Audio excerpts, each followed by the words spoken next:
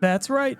Microsoft has acquired Activision Blizzard for the low price of $68.7 billion. The news of this purchase has been spreading like wildfire throughout the gaming community, which has sparked a ton of responses like, "I hope this means good things for insert game here, now that Microsoft will be in charge." And while I understand this sentiment, I find it highly unlikely that anything will change with any current games or expansions that are in development. For myself, and many of you that follow this channel, I care a lot about Diablo 4 and what kind of potential impact this acquisition may have on not only its development, but the future of the Diablo franchise in general. In a post made from Phil Spencer, the CEO at Microsoft Gaming, he said that Activision Blizzard will be operating independently until the deal is complete, and I've seen from multiple sources that the purchase isn't expected to close until sometime in 2023, some even expecting as late as June 2023, which means any products that are currently in development and are expected to release sometime before that date will have no interference from Microsoft. This includes Diablo 4.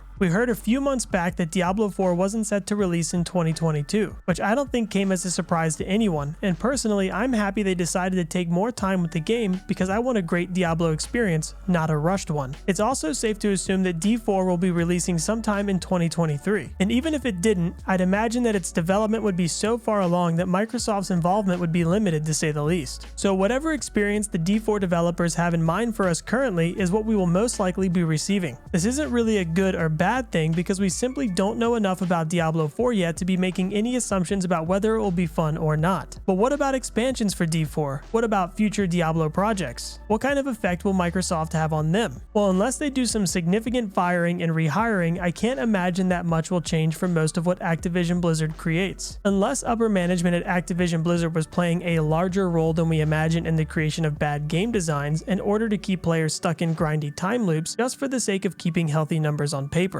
This is all speculation, of course, but let's look at World of Warcraft for instance. Let's say Ian Hazzikostas has an idea for WoW's next expansion, where you kill world bosses to farm a material that is required for you to craft legendary items. He then decides that in order to keep people invested in the game, that only one of these world bosses can be killed by a player every day, but you only need to kill 7 of them to craft a legendary item. Sure, not the most exciting idea, but compared to some grinds in WoW, it's not that bad. He then brings this idea to the people above him and they come back with, well, what happens when players get the legendary items they need? They might just stop logging in every day. We think you should increase the time this takes. So Ian goes back and tells the team that the time between world spawns needs to be increased, but not so much that players quit playing altogether. So instead of one boss every day, it turns into one boss every 5 days. And over the course of the expansion, this time frame can be shortened so players who are late to the party can catch up quicker. Now in this hypothetical scenario, this wasn't a decision that Ian would have made, but he had no choice because upper management told him to do so. Who is upper management exactly? I have no idea. I don't work at Blizzard. But it is possible that the company's inner mantra is more about player retention and numbers rather than creating games that are fun and engaging. This same logic could be applied to a game like Diablo 4. They recently announced their version of Paragons in D4, and everyone is concerned about whether this Paragon system will be finite or infinite. Players have been voicing their disdain for the infinite Paragon system in Diablo 3 for years now,